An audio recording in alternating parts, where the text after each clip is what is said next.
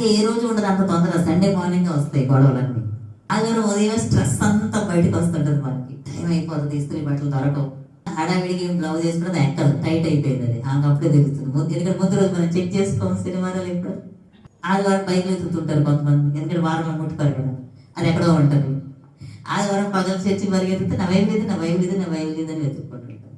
అప్పుడే ఆయన షర్ట్ గుండి ఊడిపోతుంది, ఆదివారం పగలే గుర్తొచ్చింది మనకి, అప్పుడు కుట్టేస్తుంటారు కొంతమంది, టైం అయిపోతున్నా కూడా. అంటే మనస్సు ఇన్వాల్వ్ అవుతే ఇదిగో ఇవన్నీ ఎందుకు కొంతమంది రాజీ పడరు.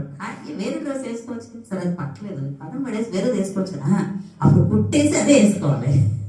ఇస్త్రీ లేదు, ఇస్త్రీ బట్టలు వేరే అంటే ఈ డ్రెస్ వేసుకోవాలి, అప్పుడు ఇస్త్రీ చేస్తుంటారు. మళ్ళీ ఈ డ్రెస్ వేసేసుకుంటారు, ఫస్ట్ చున్నీ దొరకదు, ఇక వెతుకుతుంటారు, చూడాలి. అదే మనం శనివారమే తీసి పెట్టుకుంటే ఆ డ్రెస్ ముందు సిద్ధపరచుకోం.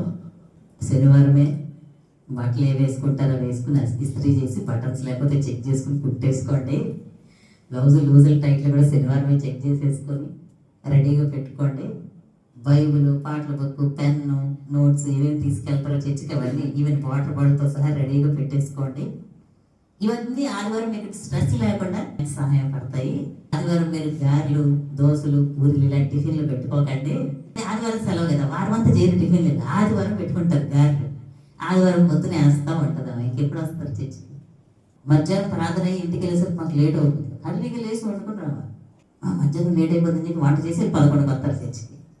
అందుకే వీలైతే ఆదివారం బయట నుంచి తెచ్చుకోండి, లేదా సింపుల్గా అయిపోయి ఉప్మాలు చేసుకోండి. మనసారా దేవుని ఆరాధించడానికి ఇవన్నీ చిన్న చిన్న విషయాలే, కానీ చాలా స్ట్రెస్.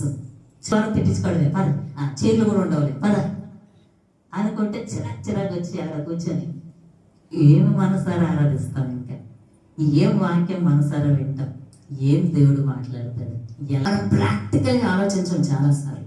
ఏదైతే దేవుని సన్నిధికి వెళ్ళిపోతున్నాం కదా అనుకుంటాం, మనం పూర్ణమైన మనసుతో ప్రేమించాలంటే దేవుడు.